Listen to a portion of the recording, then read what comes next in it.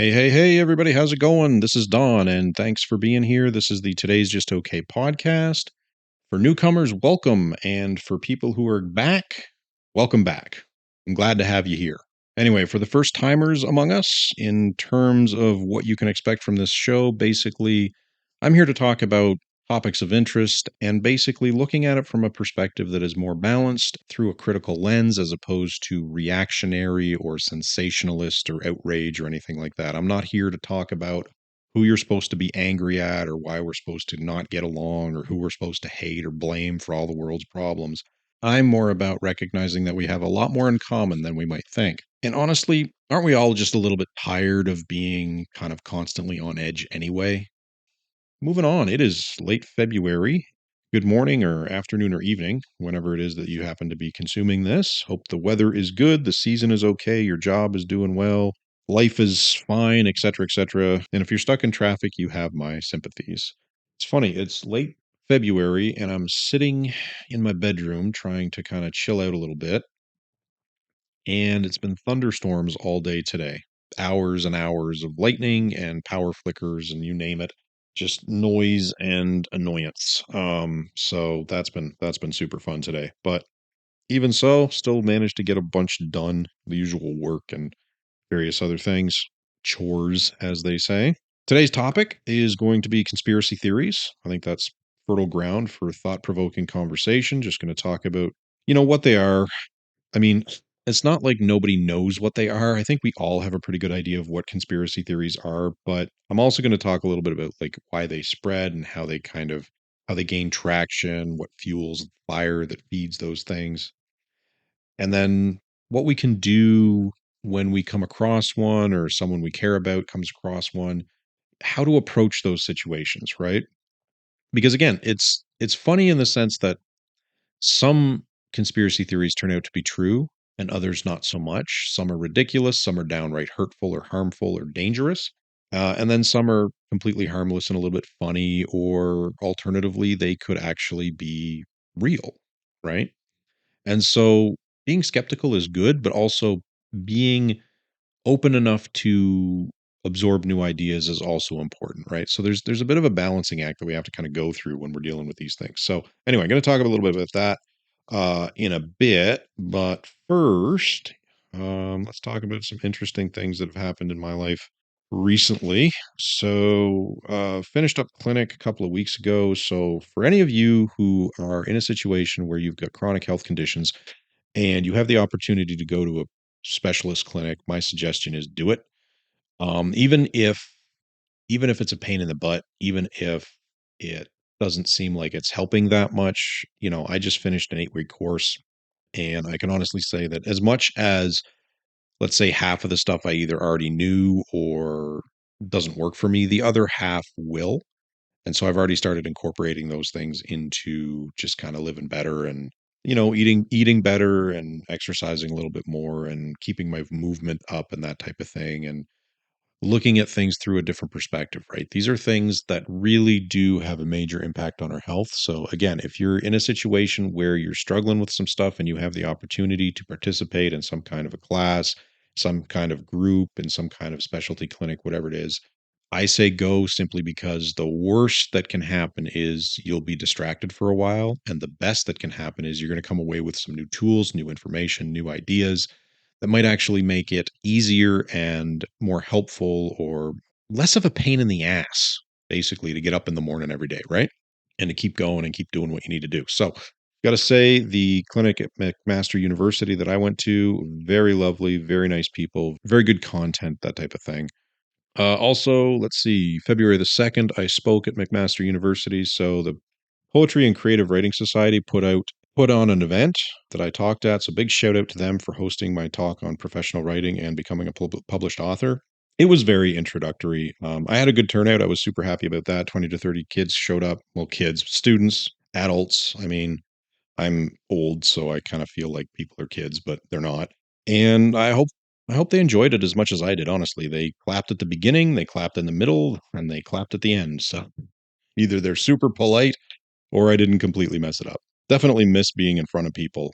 I don't know what it is. For some reason, I just find it to be a blast. I really enjoy it. It's a nice rush. It's a nice feeling, and it's enjoyable to pass on some information, right?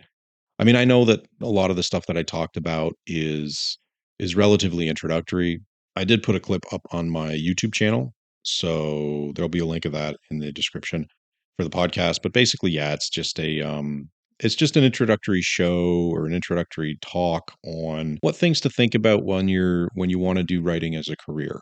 So whether it's fiction, nonfiction, professional, whatever it is that you plan on doing as a writer, things to think about and things that people don't often think about, especially when they're young, like ergonomics and self-care and the importance of stretching and movement and that type of thing, right? You lose those things as you get older and you injure yourself, and that can really mess you up later on. So a lot of good information, I think.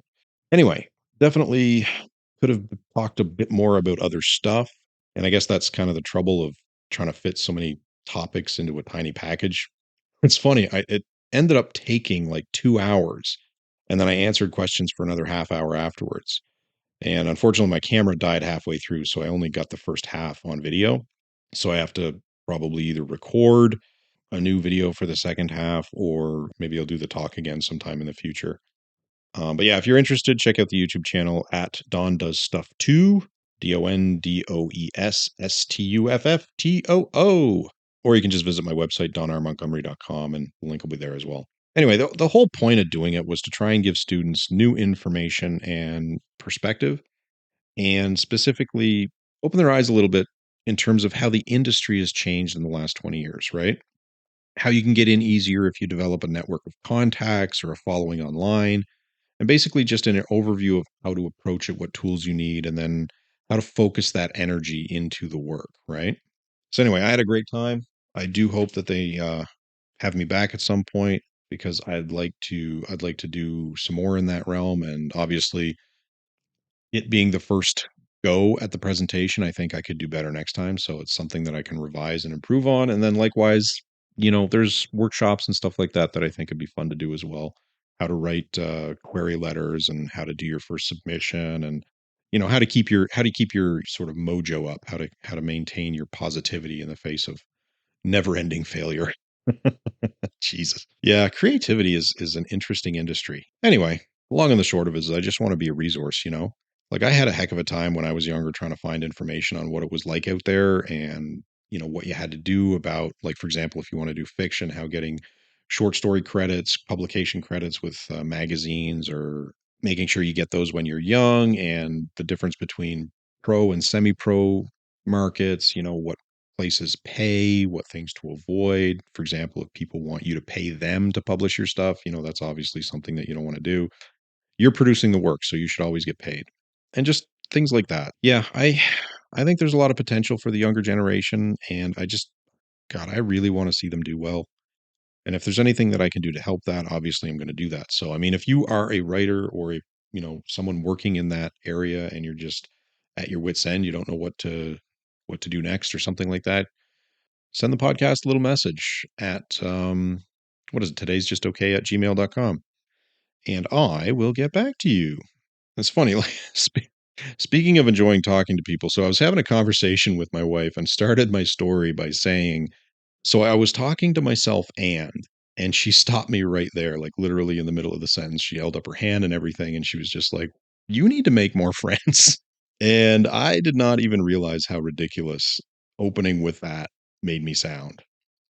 But I mean, I've been talking to myself since I was a kid, right? It's a way to practice conversations. It's a way to psych myself up when I need to get going, or need to work through problems, or think about stuff. I'm not having a conversation back and forth between two people. I'm just imagining potentials and responses, and I'm figuring out how to deal with that. Anyway, I just do it because I've always done it. I grew up in the country. I was too young to play with my older brothers and sisters, and I was too old to play with my younger brother and sister. And it's not exactly like there were a bunch of kids on my street. I think like the nearest neighbor was a kilometer down the road or whatever. So I had to keep myself amused, and that eventually turned into running a monologue with my toys while I was playing, little army men and GI Joes and stuff like that. And then I guess it just kind of turned into a way to organize my thoughts and process things as I get older. Still, it's pretty weird to say that to someone else. All right, let's get into the topic of the day, shall we? So let's look at conspiracy theories. What are they? So, as I said earlier, you probably already know, but the definition, as they say, is that they are a belief that some secret but influential organization is responsible for an event or phenomenon. So, it can be government agencies or corporations or the news or wealthy people or political parties, scientists, doctors, and even cabal of regular people masquerading, or I should say, special people masquerading as regular people. The point is, it's always based on incomplete information. There's usually misunderstandings or anecdotes involved, so just personal observations, as well as cynical manipulation. So a lot of people are playing with facts to push their own sort of ideology or their own narrative that suits their needs and makes them money, right? And what's really funny about them, or what's really strange about them, is that despite all of these things, despite the fact that they're based on complete information and misunderstandings and all the rest of it, sometimes they turn out to be true, and that's just enough fuel to keep the engine running. I mean, if every conspiracy theory turned out to be false, then guess what? No one would believe them because there'd never been a true example ever. But the reality is that governments do hide things, corporations do hide things, news agencies twist things, politicians, your neighbor, people lie all the time. And so that dishonesty, and then finding out that those people or those things are dishonest or hidden or whatever, that breeds the expectation that sometimes these things are in fact true, right? Now, there's plenty of conspiracy theories out there that are absolutely terrible. For example, Holocaust denialism, or that mass shootings in the United States are false flag operations. Some are easily disproven, like the earth is flat, the moon landing is fake, or even the moon is fake. It's made of cheese. I can't remember who said that. And COVID is about controlling us with 5G towers, stuff like that. And some are just plain weird, like Loch Ness and Bigfoot. Hang on a second, I need a drink of coffee. My throat is getting dry here. There's a lot of different flavors involved. And then again, as I mentioned earlier, some turn out to be true. Like cigarettes companies knew they caused cancer. Gas companies knew leaded fuel was poisonous. There were experiments in subliminal advertising, government experiments with the atomic bomb, or stealing bodies, or using LSD and looking into ways to control minds and that type of thing. Global surveillance programs, you name it, it's been done, right? So it's not that hard to see why these ideas are so entrenched. I mean, even when I was younger, like I grew up in the 80s, and I was convinced drug companies had a cure for AIDS. But they just didn't want to release it because it would cost them too much money in the long run, right? There's more money in treating a condition or an illness than there is in curing it. And the reality is, I just did not understand what HIV was or how that works. Same thing with cancer, right? Like the illnesses don't work the way we envision them. There's too many variables, there's too many mutations, there's too many different things going on that make it very difficult for a single compound or, cure type thing to work, right? I think we're getting closer in some aspects of these, but it's like my belief in those ideas was more bred out of the fact that I didn't understand what I was talking about, and it just seemed to make sense. Having said all of that, I mean, that kind of explains why conspiracy theories exist, and why we believe them, and why they spread so easily.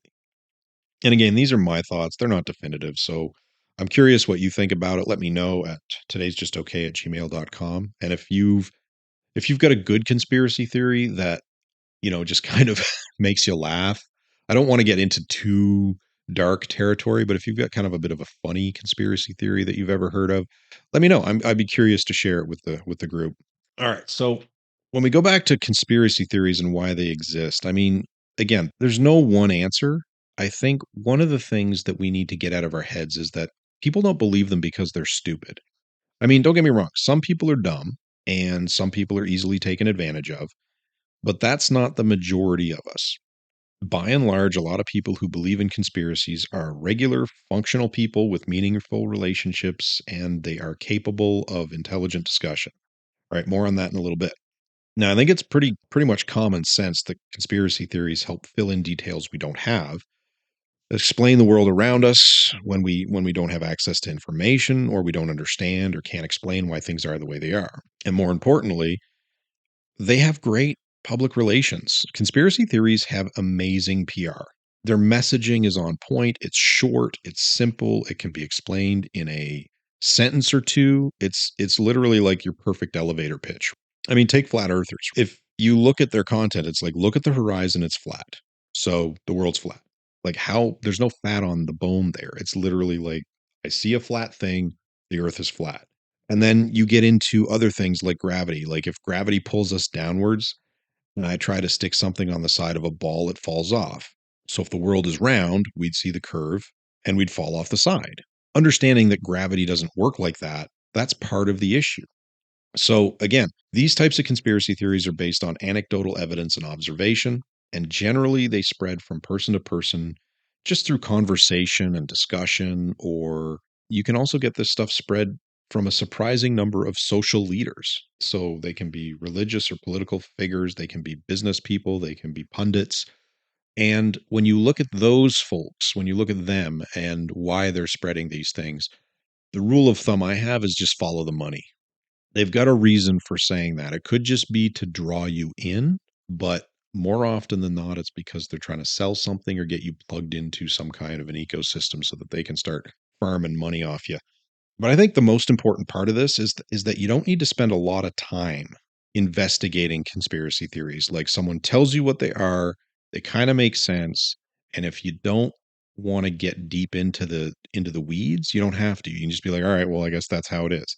And you don't have to do any background reading, you don't have to do any research or fact checking. The ideas are simple to understand.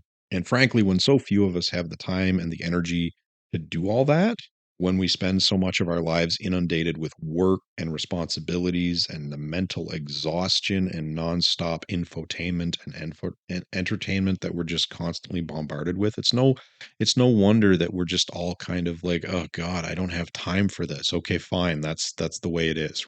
Divided attention and the bam bam bam of constant crap coming at us makes it easier for these ideas to gain traction, I think. So again, easy to understand, take very little time, seem true based on what we can see or rumors we've heard, and they're reinforced by the information networks we rely on, right? Social media, message boards, news, etc. I mean, if you look at a story about aliens and you're logged into one of your accounts, the algorithm's going to recognize that you looked at that and how much time you spent with it and all the rest of it. And then those things are going to start feeding you more of that content and sort of start drawing you into that stuff because I mean the algorithms, they don't care what you're into, they just want to keep you engaged so that they can sell advertising.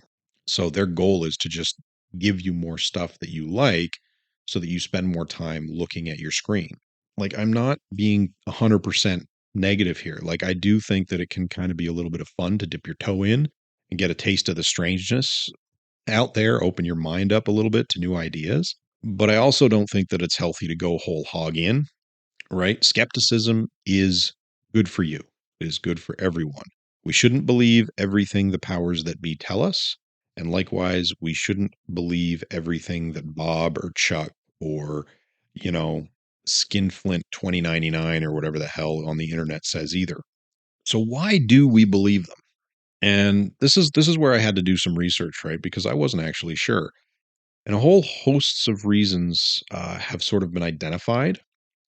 And it comes down to personality traits and belief systems. So psychologists have studied this subject a lot. So there's some scientific basis for what I'm about to say. I'm not just pulling this out of my ass, right?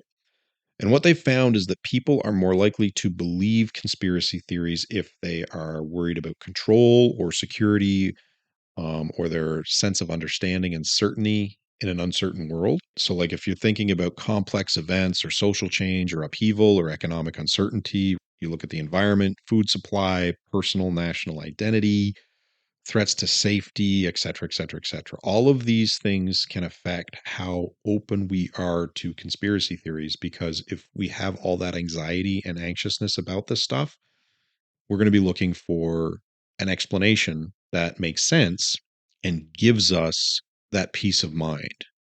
Are you seeking a sense of belonging or positive self image?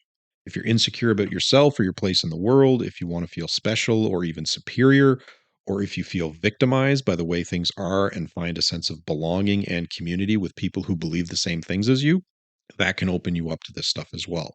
Likewise, confirmation bias and cognitive dissonance, big words. It basically means you like information that confirms you're right and you don't like being wrong.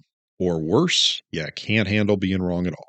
So if you are prone to reject evidence that contradicts your idea of what is right and what is wrong, or you're not willing to open your mind or open yourselves up to potentially different ways of looking at things, you might reject anything that contradicts what you believe, and that can further entrench the misconceptions you have. You can fall into this by illusory pattern perception. You can overgeneralize or use emotional reasoning and intuition as opposed to scientific evidence and that type of thing, right? So, in other words, you see connections in various different events or people or whatever, and you start creating a story out of them.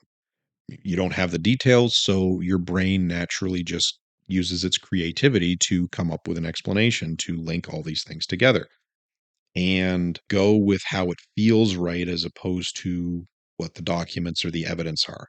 So your gut feelings and emotions are tied together, and that can lead us to go a little bit overboard in the conclusions we come to, right? X happened, so Y must be true. So that's how you go from unidentified objects equals aliens, when it could be any number of other things. It could be a camera or instrument malfunction, a secret project, atmospheric anomaly, etc., etc. Like crop circles became a phenomenon back in like the late 70s, I think. And it turned out to be a couple of artists messing around in England, right? This guy named Doug Bower and Dave Chorley. They created them as kind of a drunken side project, basically. I think, I don't know. You have to read up on it to kind of get your head around what they were doing. But then imitators and various other things, right? They've spread all around the world. Again, it's all about creating mystery and creating excitement or whatever. You get your jollies off of it, but then you convince a bunch of people that something strange is happening in your neighborhood. Anyway, point is, there's a lot of different ways these things come into being and they spread and then they get entrenched. So how do you deal with them, right? So there's a reasonable part, right? So most conspiracy theories are harmless. You've got the Loch Ness monster, you've got Bigfoot, and I mean these are just fun diversions. You can sell merch off of it, right? And you can buy merch off of it and you can have a good time. There's nothing wrong with that. There are plenty of them that aren't. Those ones always target or attack specific groups of people or ways of thinking about the world. Again, when it comes right down to it, if someone's saying that you need to hate this group or that group of people because of X, Y, and Z, and the reality is they're just trying to live their lives, that's a problem. So what do we do about it, right? How do we reasonably deal with conspiracy theories? And the answer is, I think, again, not definitive, just my opinion. The first step is to recognize how and why they are amplified. So, a lot of us spend a lot of time online and it's all algorithms and money. Algorithms boost anything that gets a lot of engagement, and that skews negative a lot of the time. I've said it before, the amount of time you spend, any one thing directly correlates to how much money that thing can produce. And there's a lot of money that can be made by getting people into that ecosystem. I mean, literally, ads are everywhere. There's ads that don't even look like ads. There's fake technology or tools. I mean, I've seen 5G blockers and snake oil cures and supplements that promise this, that, and the other thing, basically, all advertised on reputable websites. And, you can buy anything on Amazon, basically. People sell books, they do appearances, they have courses, they have donations for charities that deal with these things or whatever that are just basically money making operations. They do fundraising. Okay, what else? My suggestion first off is don't call someone an idiot. Whatever belief they have, if it's something that you don't happen to share, doesn't matter. Don't treat people like assholes unnecessarily and don't treat them like idiots. I think that's just kind of common sense, right? You're going to have to use your own sense of the situation before you decide on who you're going to engage with. Is this something This is something that a lot of us, I think, forget at some point, and that is that we don't need to call out everything we see all the time. Sometimes it's pointless, sometimes it's not safe, and sometimes it's none of our business. If it's online, it's even worse because you could be yelling at a computer. I think I saw a stat a little while ago that bots make up something like three-quarters of the online traffic these days or something ridiculous. Don't hold me to that fraction. I could be way off, but it's a lot. Percentage is pretty significant. And you better believe that they're fanning the flames to keep everybody occupied. Those bots serve a purpose. People don't just put bots in play because they're mischievous kids just trying to get a laugh. No, there are reasons why they use them. And it's all about driving money-making activities. Anyway, if you choose to talk to somebody, right? So let's say a family, a friend, or whatever, who is, kind of neck deep in this stuff, I think there's some basic ground rules that can help, in addition to kind of not insulting them, because I like to think of this as sort of a cognitive behavioral therapy approach, right? Like I'm not a therapist or anything like that, but I've got enough experience with it to understand how the mechanisms work. And the main thing is that it's not about how you feel on the outside. It's about what the person is going through and then how to help them see things in a different way. So make it less about you on the outside and more about them and their well-being, because that's really what you care about. If you actually care about a human being, if you care about somebody and you want to see them do better, that's what you're usually going to be focused on. All right. Okay. Good Lord. Yeah. On my little soapbox, right? So what did I write down here? Okay. So prevention. It's a pretty good strategy, right? So if you see someone starting to get sucked into conspiracy theories, I think showing them some of the information available that contradicts what they're looking at is never a bad idea. But again, it's more about giving them a broader understanding than showing them that they're wrong. And if you've got kids, so if it's a child who's young and doesn't really have any experience or context, teaching them media literacy from a young age, right? How not to trust everything they read or hear on the internet, that not everybody tells the truth, approaching things with a skeptical mind and a willingness to look at reputable sources of information, not just Joe's repository of secret government documents and pictures of aliens or whatever. Like teaching a person what you can generally rely on to be factual or more mostly factual as opposed to something that looks good but is nonsense. Being able to identify and classify that, super good skill to have, and it's going to serve you well your whole life. And again, if you never learned it, it's never too late to learn it now. I mean, I still struggle. I still get taken by fake news stories. Like in Canada, we have this news article or this publication, a satirical publication called the Beaverton. And every now and again, I'll see a headline on Reddit and I'll just groan because like, oh God, here we go. And then you look at the link and it's the Beaverton, and you're like, oh, for crying out loud, I can't believe I almost fell for that. Right. So it's not that hard, even when you do have the skills to get taken in a little bit, right? It happens to me, and I'm sure it's happened to others. So after prevention comes, the establishing common ground and expressing empathy part. So one of the best ways I've always found to build trust with a person is to show them that you've either been where they are or you understand why they might believe one thing or another. I mean, I believe conspiracy theories when I was younger. I told you about those a little bit a while ago. And it's hard to admit that I was wrong or that I was duped, but honestly, it gets easier when the person I'm talking to is willing to put themselves in the same place. And when I put myself in the same place as someone else who's going through some things, generally speaking, that creates a little bit of understanding, and then that builds trust, and then we can go from there. And again, this isn't about winning or losing. I'm not in a competition with somebody that I'm actually trying to help. I'm just trying to be a resource and a mentor. So if you're going to work with somebody and commit to working with them for a while, it's not like you can just have a single conversation, pat yourself on the back, wash your hands of the situation and say, "Okay, well, that's solved. Look at me. I did such a great thing," right? Doesn't accomplish anything. It takes more than one go because you're literally trying to change how another person sees the world, and that is not an easy thing to do. So making sure that you're there to talk and offer advice and keep their perspective balanced is just as important as showing them why the conspiracy theory that they're looking at is incorrect. And remember to prioritize the person's health and well-being, because it's ultimately about helping someone else. It's not about making yourself feel better. If that's what you're in it for, you're not going to help and you might actually make things worse. You can also counter misinformation with good information. I mean, as always, information is a big part of everyday life. And making sure that you're giving people access to good, reliable, easy to understand information is important. The worst thing that you can do is cite an academic article that is hard to read or needlessly complicated. I've read plenty of textbooks, and oftentimes the authors are trying to sound intelligent by using big, really long words that no one uses in regular conversation, all passive language and jargon and garbage. And honestly, plain language is the way to go. People appreciate the honesty and the directness. Don't dance around in circles.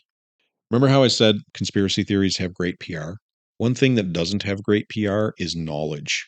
I mean, I don't know why, but it seems like we struggle a great deal with presenting facts in a way that are easy to digest because it's always somebody in a suit with a tie who has that academic sort of feel to them. You know what I mean? Oh, look at me, I'm so important, blah blah blah blah blah.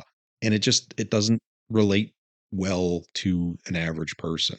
So if we could figure out a way to get less of that and more of just kind of like the average Joe explaining things in a way that makes sense, some kind of bearded truck driving dude who's just like, yeah, damn right the earth is round and here's why.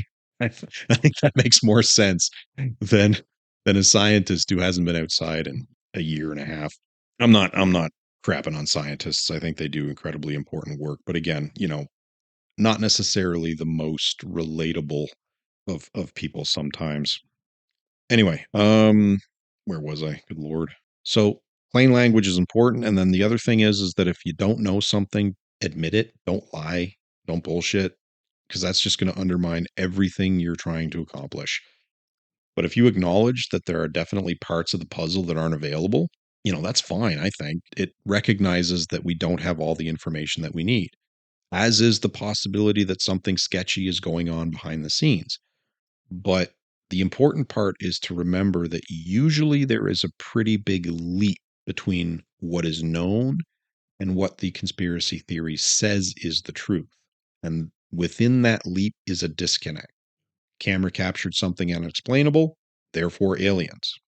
One does not flow from the other. There's a vast amount of information in between those two points that could vary, that could have drastic effects on how, like on what the truth is. Remember, you don't have to rule out every other possibility for something to be true. You just need evidence to support your position. And lastly, if you're struggling or need advice about any of this stuff, please consider seeking assistance from a qualified professional in your area. Look up some helplines. There's a Canadian Mental Health Association or Kids Help Phone. In the States, there's the Anti Defamation League. They seem to have some pretty good resources, and there's lots more out there. So, by all means, if you're struggling or if you're not sure, check it out, Google it, and there's tons of information that you can access and resources that can help. And then the last thing I will say on this topic, because I think I've probably talked about it for long enough, is boundaries. So this is a hard lesson to learn, but if nothing works and the person you care about goes down that rabbit hole, at some point we need to look at the situation to decide how much we're going to put up. So if you're in a situation like that, the main thing is you're trying to help somebody else, but also are you safe? Right? Is your health and well-being suffering as a result of what's happening? We do need to prioritize, and sometimes that means taking a step back. That doesn't mean writing people off. It just means making sure that we're taking care of ourselves as well. Anyway, as always, take the good and leave the bad is what I say. Let me know what you think. I'm sure there's tons of points I missed in there, and feel free to highlight those if you'd like at todaysjustokay@gmail.com because again, it's almost impossible to talk about a subject like this in 45 minutes or whatever it's been. Anyway, before I do my book read, I do have a tip of the day, and this came out of Valentine's actually. So I love my wife. I really do. She's a wonderful human being. And I was thinking about this. So I bought her a mug. I mean, I got her like a picture and some other things for Valentine's Day, but I bought her a mug just as kind of like a little thing, and this mug has some hearts and stuff on it, right? And she really likes it, and she's super happy, and she was super excited to have a coffee in it over the weekend. And unfortunately, she dropped it and chipped it, broke it, and she was super upset about it. And so I had to go to the grocery store anyway. So I just said, I'll be back in 15 minutes. And I hopped over to the grocery store, picked up a couple of groceries, and then grabbed a couple replacement mugs that matched the one that broke. Because again, this wasn't an expensive gift or anything like that. It was just a little something to say, hey, you know, here's some cheesy stuff. And when I was checking out, the cashier was looking at me like, "Oh, like you're getting mugs." And so I told him the story, and then I casually just mentioned off the top of my head, I was just like, it's the little things that matter. The daily reminders that you're giving your partner that you care about them and you care about their well-being and that you want them to be happy. Those little things over time matter a lot more in my view than the big once a year display of affection, right? I mean, again, my wife's personality, I know her very well, and so I know that she's not gonna like those big displays because she's not a flashy person. Like, if I bought her a $3,000 ring or something, she'd be pissed, and rightfully so, because A, she doesn't like jewelry like that, and B, there's so many other things that we could do besides put it into a rock and stick it on her finger. So, if I didn't do the daily stuff, I honestly don't think that we would be in as good a shape as we are. And so, yeah, if I was going to offer advice to anybody in terms of sort of relationshiping, it would just be to remember that as tired as we are because we're working our asses off and we're exhausted and all the rest of it, don't forget to show the person who puts up with you that you care as often as you can. That means doing the dishes when you're, not scheduled to, or doing the laundry or vacuuming the floor or whatever it is, right? Just helping out around the house so that the other person has a bit more free time, or giving them a back rub, or listen to them talk about their day or whatever it is, or getting them a little something or making them dinner. It's not about the big deal stuff. It's about the little things that remind them you've got their back and you're there to make their life as easy as possible. And what happens is that you sort of have a give and take, right? You do some stuff for them, they do some stuff for you. It balances out in the end. If you're with a quality person, it'll balance itself in the end and you're good to go. And if they don't do that, if they don't value those things, if you're the one who's constantly sort of showing affection and the other person doesn't either reciprocate or doesn't care, and the only thing if they only care about the sort of stereotypical attraction, you got to ask yourself, right? Is that the right person for you? So, anyway, food for thought. As always, it's just my opinion, so you don't have to take it seriously if you don't want to, and I'm sure it's full of holes, and if you want to poke a few, by all means, go ahead. All right. I am going to wander off for a little bit. I've got to grab my book and read the rest of chapter 4, and then that'll be the podcast. All right, I'm back. And this is the second half of chapter 4 of Lancet, my science fiction novel, which is available on Amazon as well as basically everywhere else. But Amazon is the best prices. So probably get it there. I'll put a link down below. Otherwise, you can just find it on my website, donrmontgomery.com. All right, last time I ended with prioritize. That's what Gracie would be telling me. As far as I can tell, our survivor is alive and stable. So my job is to keep her that way until the doctor gets here. And if that means leaving her in a tank, it's kept her alive so far, then I'd best make sure the wreck is safe enough to do that. Which means I need to check the reactor and make sure the hull's not leaking. I leave the infirmary and do a once over of the cabins, dismantled and empty. A little further back, I can see scorch marks and ice around a twisted hatch. Weapons compartment must be through there, where the ship's belly got torn open. Thankfully, the bulkhead held. Beyond that is the engine compartment. The remote displays are all dead. When I plug my fab into the auxiliary output, I get green lights everywhere, which means no containment issues, hazardous gases, or temperature spikes. Combat grade reactors are designed to take quite a bit of punishment, but it's still easier to breathe knowing that this one survived impact. I cycle the door manually and pop my head in, doing what I can to make sure that my light hits every recess and cranny. No bodies. I've been from stem to stern, And apart from the one in the infirmary, there's no sign of any crew whatsoever. Very strange. I hear a pop and then a bang of metal on metal. The sounds are muffled through the intervening walls, but I have a sinking feeling I know where they came from. An instant later, something squelches, heavy and liquid. Oh, fuck. I scramble back the way I came. The glow sticks make it easier to spot hazards, but it's still hard going, even when I know where to put my feet. Back in the infirmary, I find the woman face down on the floor, covered in a puddle of steaming goo. Smells awful, even with my breather. That doesn't matter. She's wet with no protection against the cold. I slosh over, skidding as I go. My boots have metal cleats on the soles, but the liquid's thick and cloying, gelatinous. She's hacking gunk out of her lungs and bleeding heat fast. Immediate danger. She's so thin. Her body's consumed itself to stay alive. She shudders. Shock or pain? No idea. I send bits of miscellaneous shit flying, trying to find something I can use as a thermal blanket. I wouldn't even know where to look in this mess. Pull off my mask so she can see my face. It's going to be okay. I try to be reassuring. Her body is still hooked into a dozen hoses and intravenous lines. She's trying to push herself onto her hands and knees, but doesn't have the strength. Those dark, dark eyes catch mine, and my stomach flip flops with what I see in them. Bleeding, rage, hope. My sled has the right gear, but it's outside the airlock. She might not survive if I make a run for supplies. She's barely hanging on now. I pull off my jacket and feel the cold bite in. I can only imagine how much worse it is for her. I pull off my gloves, do my best to be gentle as I put my hand under her to lift her off the floor. God, she's light. I remove the lines and see blood bead where the needles come out. Can't deal with it now. Cold's gonna kill her if she stays exposed like this, and I can't afford to be shy. I wipe off as much of the goop as I can.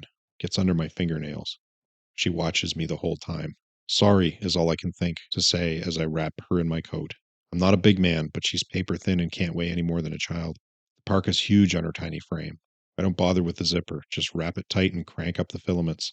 The heat should keep her core temp up. Nothing I can do about her legs, but at least my gloves will keep her toes from freezing off. I'm going to move you now. I'm riding on adrenaline as I drape her body over my shoulders. Her head rolls against my arm as I climb. Step, breathe, step, wobble, step, the whole way back. Snow's blowing in through the hole I made in the hull, thick and choking, coating everything. The weather's turned. At least the winch line is still where it's supposed to be. I work her into the sling. It's just a padded strap that rests across her back and under her arms. Clips together in front. I tighten it, too much by the way she groans. But I don't think she can support herself, and I don't want her sliding out. I hook on next and send a lift command to Evelyn. We're not moving. Son of a bitch. The winch should still work. It's only 1.5 meters, but I can't see any way out. I don't think I can climb with a woman on my back. Come on. I resend the retract command. Give the line a hard tug. Up, up. It jerks me off my feet.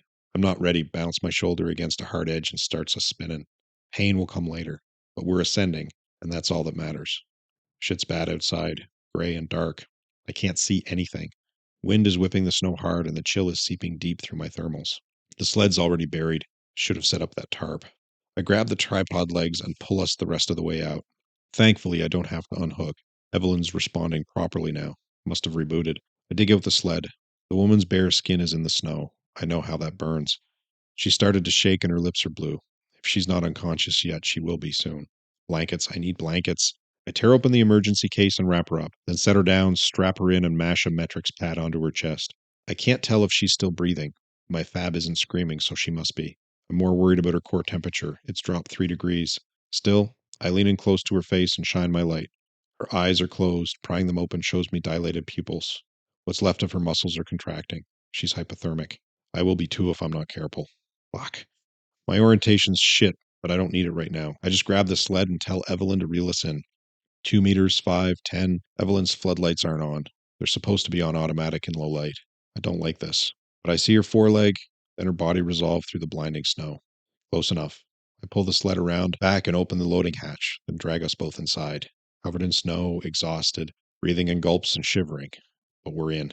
All right, that's the end of chapter 4. Thank you all for listening in, and I will be back next time with another episode of the podcast. Until then, I hope you have a lovely day, a lovely week, and so on. Be safe, be cool, be happy, and I'll catch you next time.